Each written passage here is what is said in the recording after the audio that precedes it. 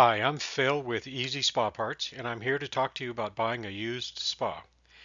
Many of you have considered buying a new hot tub, but also wondered if a used one is a smart purchase.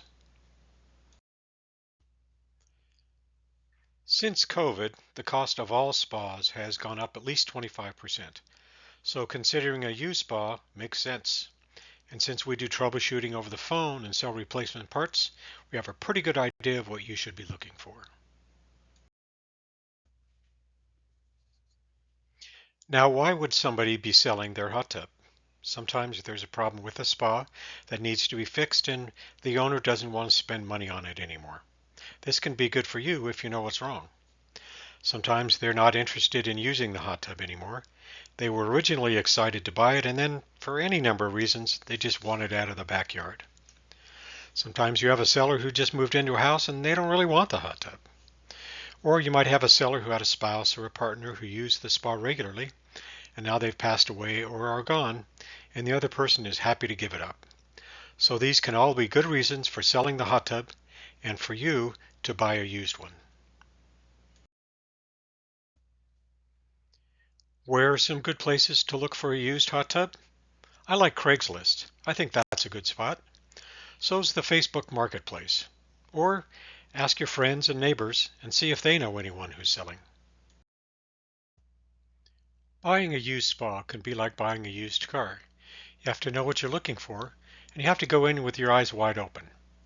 So when you're in the seller's backyard, what should you look for? Whenever possible, ask the seller to fill the spa and have it running when you get there. Is the cabinet in good condition? Is the water hot? Do the pumps work? Look at the upper control. Can you read the display? And do the buttons operate? Is the spa cover okay, or does it need replacing? Do all the jets work? Now, if there's water around the base of the spa, there might be a leak. You want to take off the front door where the equipment is. Run the pumps on high speed and look for any source of a leak. Sometimes one of the pumps is leaking and it just needs a seal kit, which runs around $50 or less and a couple of hours work. No big deal. If some of the fittings inside the equipment area are loose or cracked, those might be fairly easy to replace. If the leak is coming from inside the cabinet where the plumbing is, it can be more of a project. And if you're looking for a project, offer to take the spa off their hands for free, because it's way too much work to pay for the spa and then have to fix that problem. Okay, so let's pretend everything's in good working order.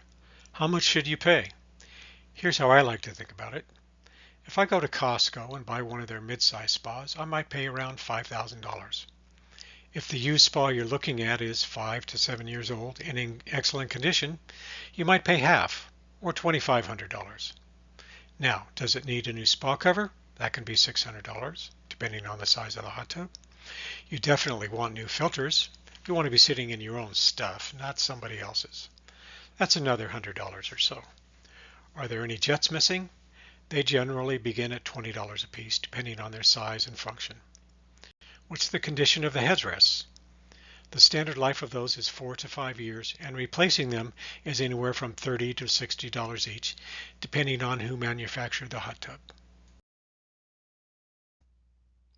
So our hypothetical case is a $2,500 excellent used spa around 5 years old. Subtract the cost of a new cover, headrests, filters, jets. I think offering $1,600 is a fair place to start. I've seen people buy older spas in good condition for as little as $500. Now you have to get your spa home and in your backyard. There are several YouTube videos on how to move a spa, so I'd look there for ideas. If you live in a town with several spa dealers, there may be a moving service that they use. Don't be afraid to call around and ask. I think the best place for your spa is on a concrete slab or a deck if you've got one already. However, we put our spa on a bed of crushed rock about 6 inches deep. We just built a little wall around it with a few bricks and raked the rock smooth before laying the hot tub down. That was only a couple $100 and a half day's work. Next, you want to think about what you want to see when the spa is in place. a blank wall on the side of your house, or a beautiful sunset. Think about how and where you're going to run the wiring. And be sure to leave room all the way around the hot tub to work on it in the future if necessary. Now you've got to run the wiring from the main panel to a GFI breaker near the tub. You can find the electrical specs by calling Easy Spa Parts. Our experienced techs can help you with this and most other parts you're going to need. I would have an electrician do the wiring. You want to meet national and local electrical codes. If there's ever any issue with a hot tub, you don't want an insurance claim to be denied because you wired it on the cheap. Once the spa is in place and wired, you want to fill it completely with water.